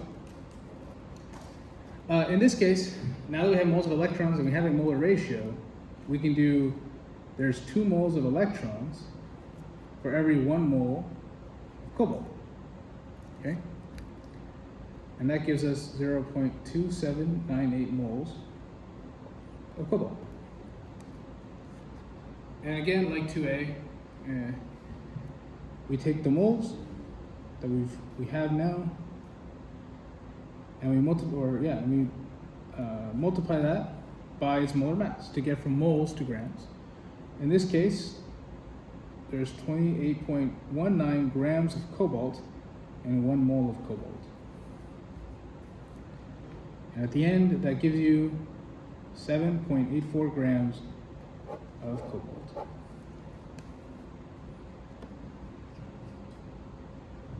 Okay, so this is a really standard workflow. I would not be surprised if you use it on your exam. Another thing, this is why I'm saying keep the units on there. Make sure you know your units. Make sure that you know that volts is joules over coulombs, because that can also be something that's asked. Because now you have coulombs, right? You can go to joules now, just by using volts. All right, cool. Let's see who's next here. Number 77. I'm not going to go over for the sake of time. Number 77 is literally the exact opposite. It's literally this whole process in reverse. Because now it starts off with grams of whatever you made, and it's going to ask you how much, what's the current should I run it at? And so you literally just walk back through the whole process for 77. Okay? But what I really wanted to mention, 81. This is the last problem for the Electrochem chapter. Something that always confused me is when you melt something, in this case for 81A, you're melting something, if I can get there. What are you melting? You're melting nickel bromide? Nickel bromide, okay? So it's asking you, what reactions take place at the cathode and the anode? And they tell you that they melt NiBr2. All right. And so this confused me, and I think this is something I think is actually worth visiting a little bit. Right? So when melted, so when salts, this is a salt, when salts are melted, they split into ions. And they split into their respective ions. So we have nickel 2 plus, and we have Br minus, right? And all you gotta know, all your positively charged ones, so positive charged, they go to your cathode. And I guess you can surmise from here what happens at your cathode. A reduction reaction. So, nickel participates in a reduction reaction. So, nickel 2 plus 2 electrons, because they gain it, gives you nickel solid. Right? If you're positively charged, you go to the cathode. But the answer to the question might be why. Well, remember how we talked about right at the beginning, where do the electrons go when they flow out of a cell? Well, they go from your anode to your cathode. So your cathode has this store of negative energy, which is why your nickel, which is positively charged, is attracted to something that's negatively charged. In this case, it's your cathode. And so that's why this happens. And so, of course, you can surmise that the opposite is true. If you're negatively charged, like this bromide, you're going to the anode and thus participating in oxidation. Okay. Which actually looks really cool. Oh, that actually fits really nicely. So Br minus, that gives off 1 electron to give you what? Br. Okay, better than that. Okay, cool. Yeah. Cool? Any questions on Electrochem? So this is the end of the Electrochem stuff. Any questions on that? Yeah. So on the over. Okay. One question.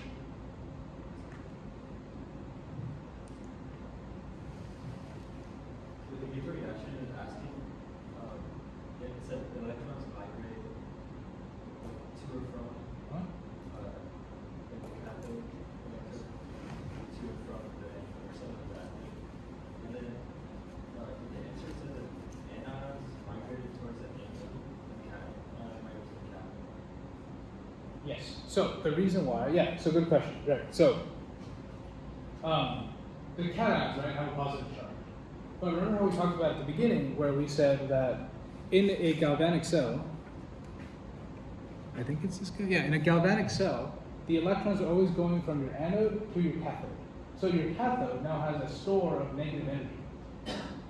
So because it has that net negative, the positives are going to be attracted to it. And then the opposite is true for the anode. Cool. Alright, cool.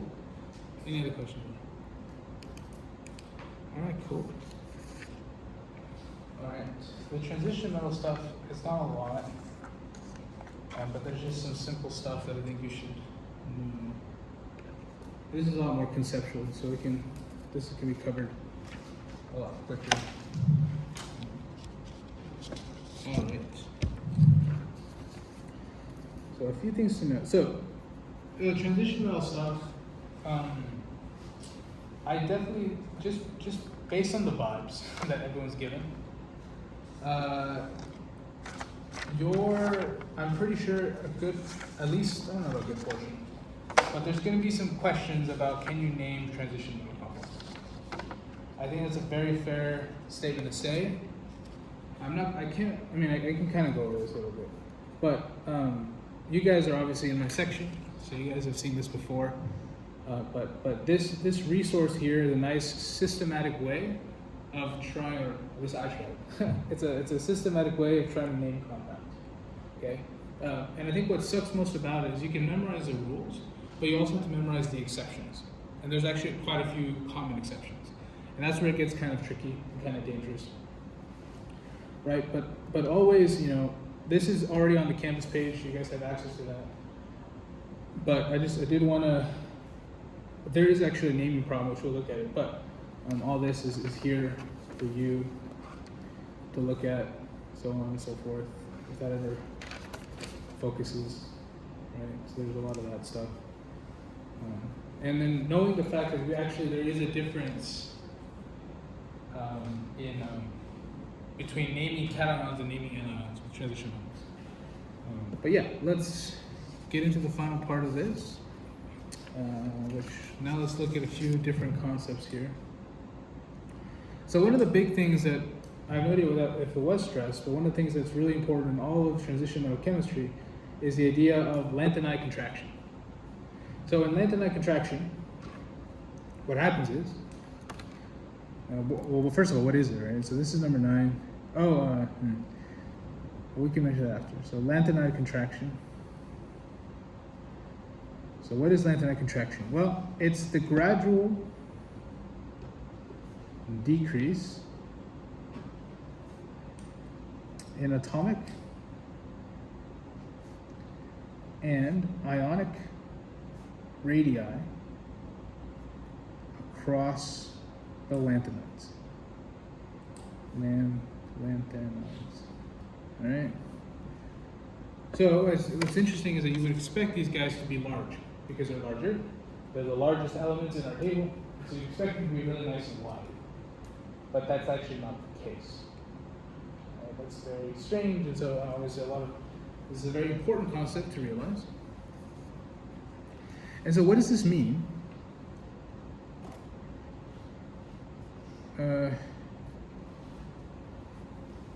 What does this mean? Well, basically, the elements in the same group, which in that case would be, what are these called? Columns. Groups columns have nearly identical size and chemical properties. So what's really cool about this is basically they start acting and being the same. Okay. All right. And so that's lanthanide contraction. Yeah. So nothing too crazy there. I did want to mention this in the beginning, so I did skip this part because I didn't read it.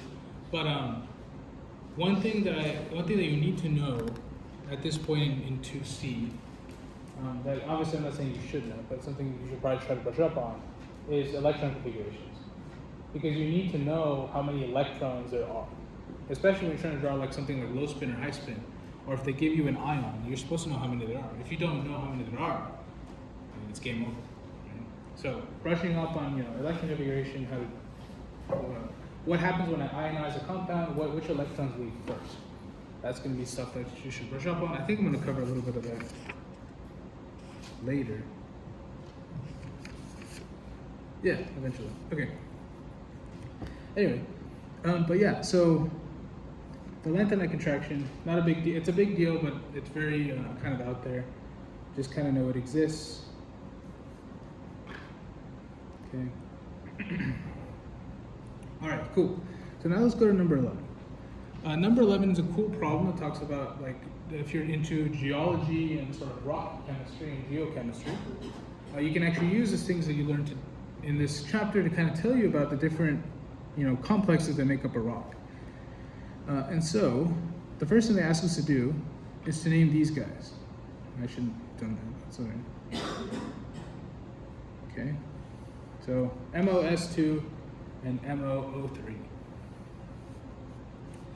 So what are their names? All right, so this guy, start with him.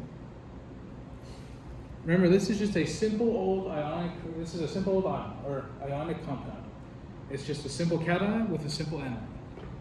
So, naming this guy is molybdenum. Molybdenum.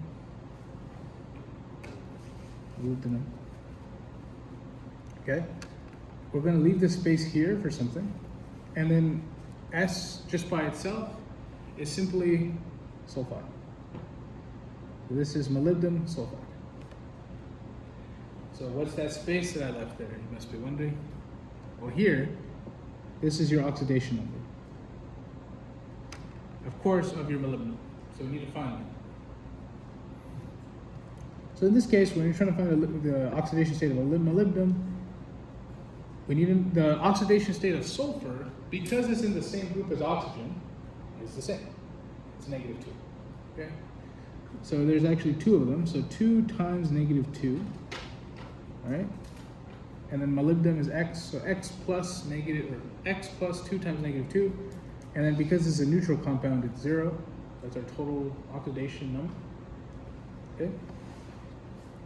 And then we see that when we do the math, X equals 4. So molybdenum, Roman numeral 4. Right? Nothing crazy there. And then this guy, same exact thing. This guy's name is molybdenum oxide. Okay. This is molybdenum oxide. And then again, if we find the oxidation state like we did basically for the sulfur, this oxygen is a -2. There's 3 of them, so 3 times -2, which of course is -6. So X minus 6 equals 0. Add 6 to both sides. X equals 6. And then again, make sure you write that in Roman numerals. So it's molybdenum 6 oxide. Okay. This isn't it. This is stuff you learned in 2A.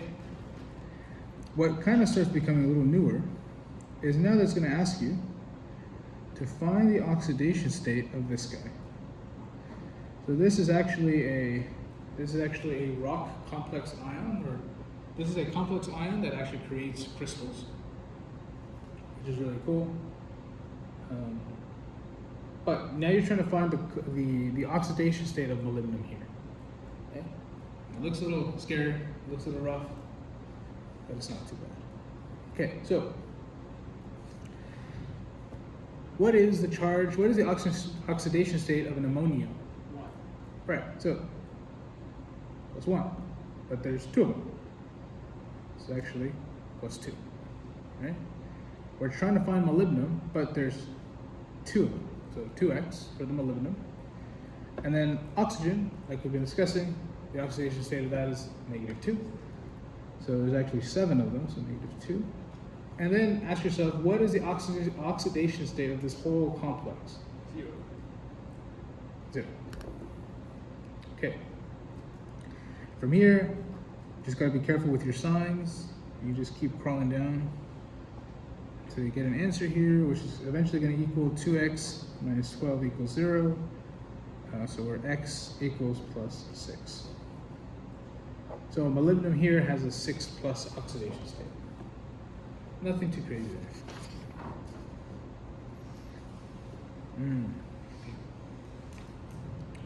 Alright, cool. Any questions on this guy, on oxidation states, basic ion compounding? Alright. 17, I think, is actually a very important conceptual point. So in number 17, it's asking us a few different things. It's asking us, are transition metals Lewis acids or Lewis bases? And what makes them so? Why are they either an acid or a base? So transition metals, which I will abbreviate as TM, are Lewis acids. Right, they're Lewis acids. Why? Or I guess, what is a Lewis acid, in case you don't remember? These are lone pair acceptors. And so by that name, it should tell you a lot about what conditions they need to bond to stuff. So, why are transition metals Lewis acids? It's because they have empty d orbitals. They have empty d orbitals that take in lone pairs. And so that's why transition metals are acids, is because they actually have space to accept electrons, as opposed to other things which usually don't. Okay? So then the question, or with that in mind, the other question to ask is, what is the condition in which a ligand, like what is a ligand? What is the condition that a ligand needs to, what makes a ligand a ligand? And as you kind of trying to go off this pattern here, a ligand must have a lone pair to donate. So, if your ligand doesn't have a lone pair, it won't donate, and it won't complex. Which is actually really cool, which actually tells you a lot of why organometallics, when you actually mix organic chemistry and metallic chemistry, why it's so cool is because it requires a really cool chemistry to make that happen. And then finally, it asks us, what's the definition of a coordinate? A coordinate covalent bond, which is what you guys will be seeing in these transition metal complexes. And what that means is actually something kind of cool. It means that the both electrons shared in the bond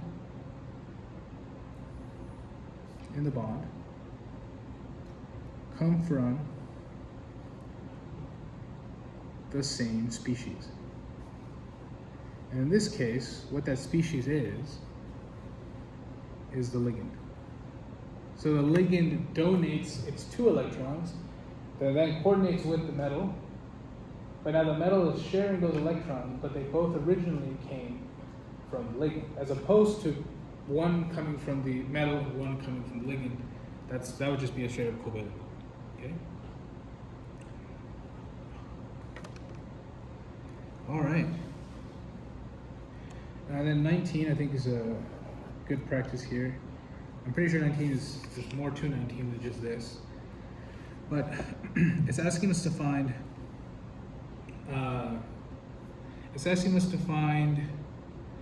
the charge or the oxidation state on platinum, and then how many d electrons there are. So for 19, we have this guy here. It's a platinum. What is this guy? It's a, oops, there's a 2 here. Diamine dichloropplatinum. Okay. So we find out the oxidation state first. So from here, platinum. Okay. Platinum is X. Okay. The amines are worth 0 each, and then my chlorides are worth -1 each. Okay. Where the total oxidation state of this whole compound is 0. And so as you guys can see, it's going to be X minus 2. So that means X is going to be plus 2. Okay. And then from here, you have to figure out how many electrons that is. So essentially, you have a platinum 2+. All right. So now you need to figure out the electric configuration of this platinum to then, give you how many d electrons are. So following the table, there's platinum. It's right by gold. It's on 1, 2, 3, 4. So it's on the 5th group there. So xenon. So xenon is the closest noble gas. Xenon. All right. So then it's a 6s2. 4f14, because that was the lanthanides, and 5d8, because it's right next to gold. Okay? But this is platinum without 2+. This is just straight up platinum. But what happens when we get ionized? Right, this is important. What happens when we get ionized? When we get platinum 2+, we lose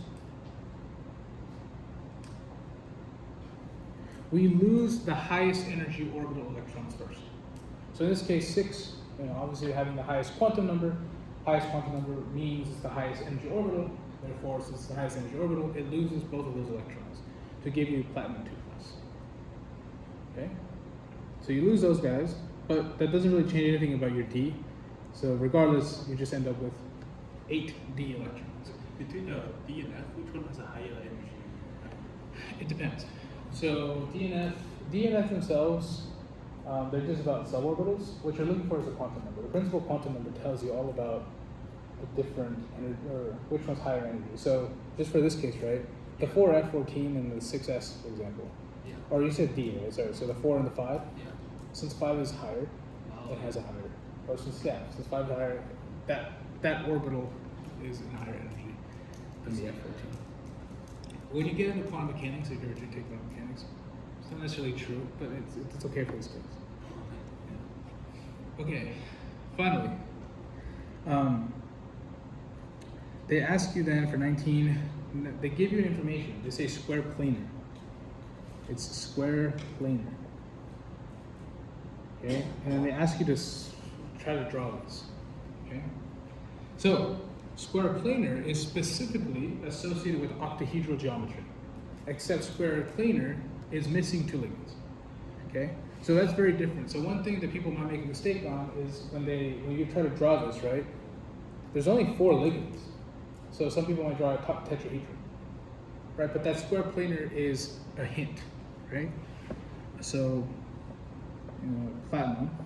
Can you guys see that? Yeah. Okay. Platinum is in the middle. And then they say, I think, cis, right? They say cis platinum. Yeah, they say cis platinum. And we learn what cis means. Cis means they're together, right? So, Cl, right? Because they're together. And then, what are my other ones? Amines, NH3, and NH3. Okay? See, but if I leave it just like that, it's tetrahedron. So what do I need to do to make it square planar? I need to add my lone pairs in a 3D shape. Does that make sense? Right? Yeah. If it is not specified that it's a square planar, could it also be a tetrahedron? Yeah, if it's not specified. Yeah. The one thing you could do. No. Yeah, don't do that. Yeah, unless it's specified in that. The other way you could do is a complex Lewis diagram, but that can get kind of tricky. Okay. All right. Cool. So that's number 19. That's number 19. Let's see here. All right. Cool. The rest of the problems here. I'm gonna just define a few things for you guys, and then we'll call it quits. All right. So, well, we can name a few things, I guess. 23A. This is very basic here. Okay. We have this compound here. This is a classic problem that you might get. All right. So name this compound. All right. So first thing you want to do, like I said on my little paper, you want to identify your ligands and how many there are. So there's one chloro, there's one chlorine. That chlorine, now you replace the INE or the IDE ending with an O. So this is chloro, so monochloro. You don't really include the mono, so chloro. And then this guy is an amine, which is an exception. So amine, there's 5 of them, so pentaamine. And then you organize these guys into alphabetical order. So we have pentaamine. Okay, pentaamine, chloro. And then because this is a cation, we just put the metal in. We don't change it. And this is rubidium. Rubidium. Okay?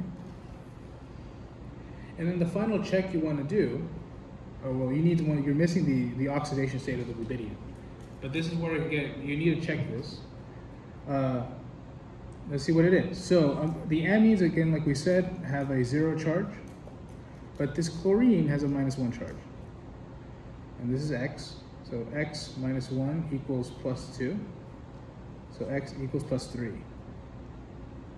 So notice how it wasn't evident. It wasn't really clear. If you just looked at this problem, it wasn't clear that the oxidation state of the rubidium was +3. That's why you need to check every time you name a compound to see if the charge you have up here, because sometimes it is that charge, right? Sometimes it is, but sometimes it's not, and that can mean getting a multiple choice question wrong or not. All right. That's okay. This is actually an interesting point here. Let's name this guy.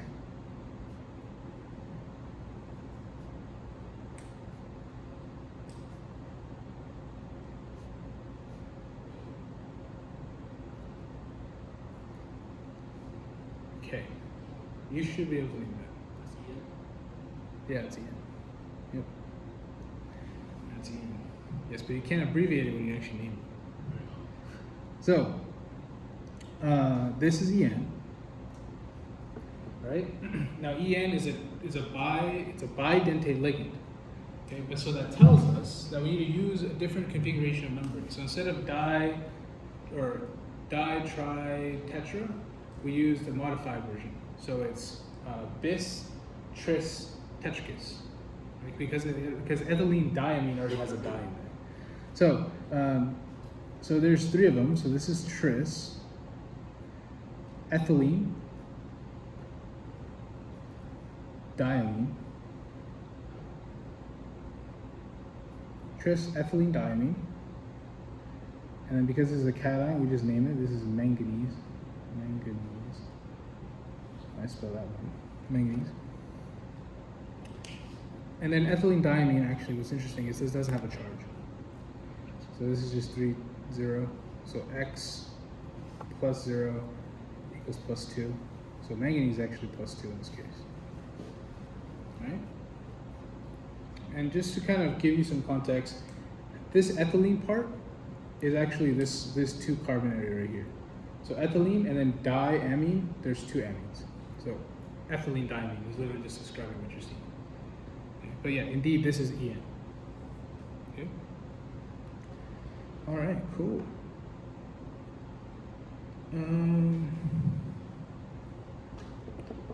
Let's do one of these really quick. All right, and then I want to do one of these because someone was confusing office hours with this. I just want to show you what you can do with this.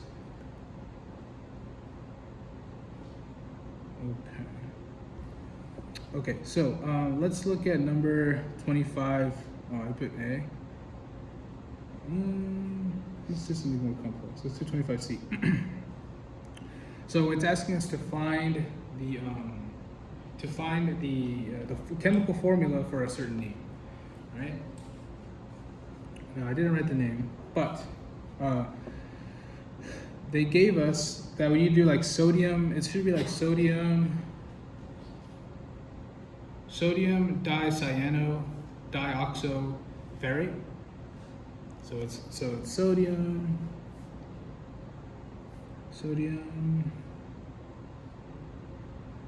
dicyano dioxoferrate.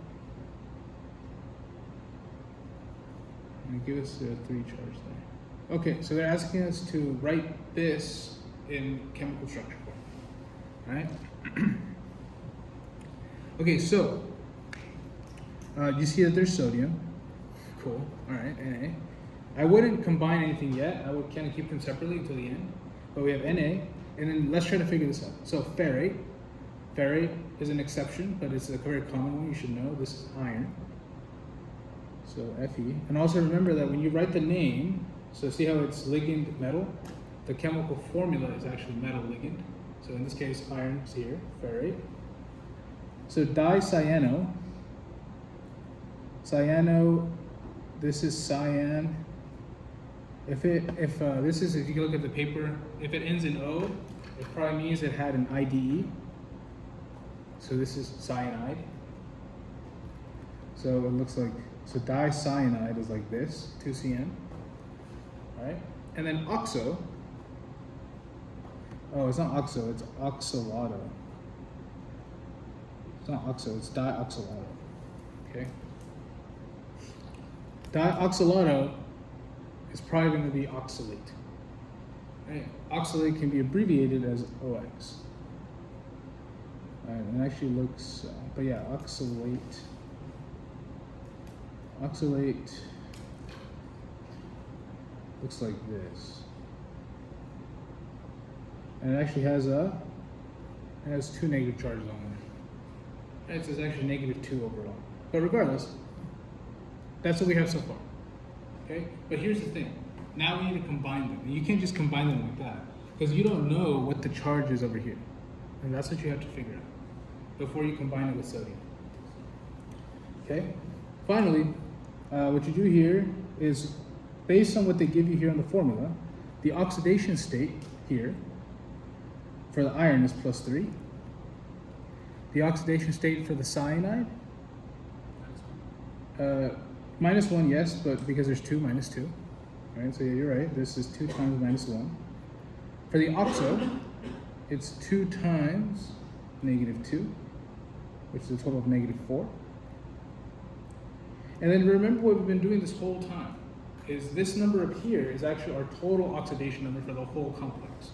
So by putting out all the oxidation numbers that we know and adding them up together, we should get the charge on the end here, which is what? Yes. So that equals -3. So then we just combine them. So we know that Na, sodium has a plus charge, 1 plus. This has a -3 charge. So there's actually going to be 3 sodiums.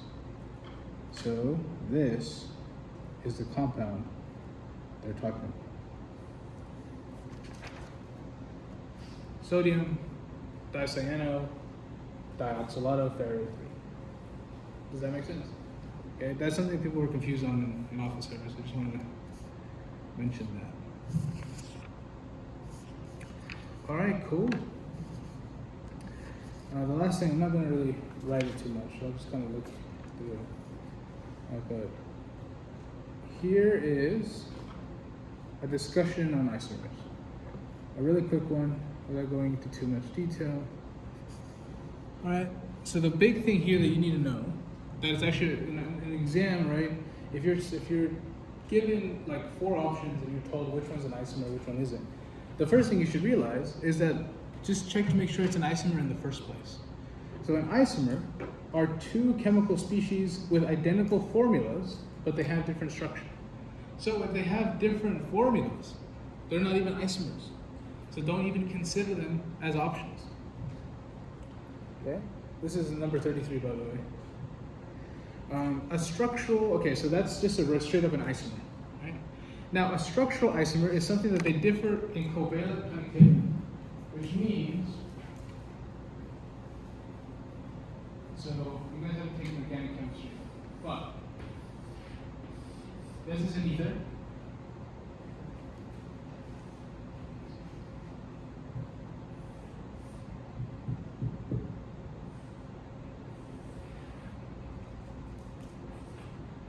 So these are the exact same formulas.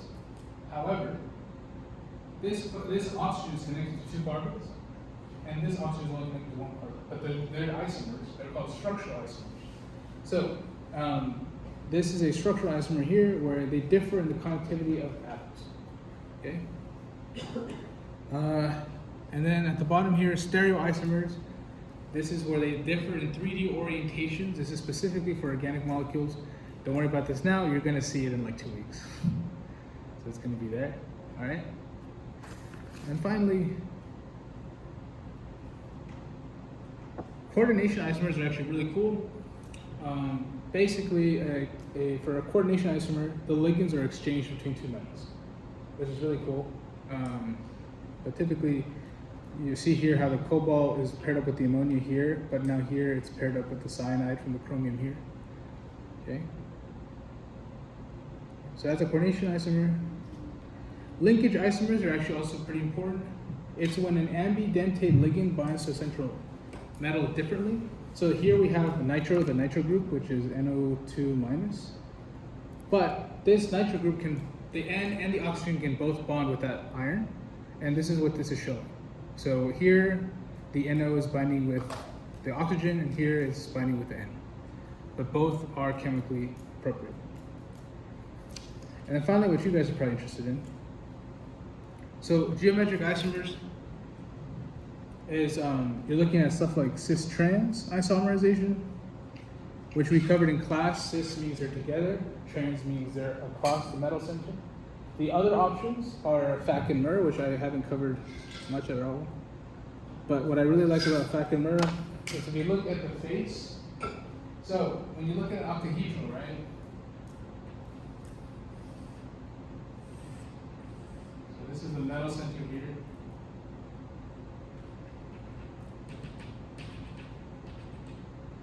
You can kind of do like a little extend it out here. So.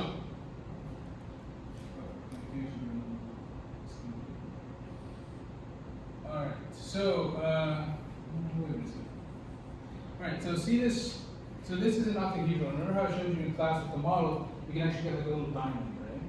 So FAC stands for face. And basically, you're tracing 3 atoms that make a face of that diamond. That's what face means. Right, so when you're looking at a test, when you're looking for something like FAC, look for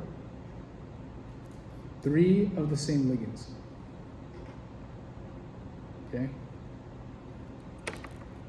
And then MER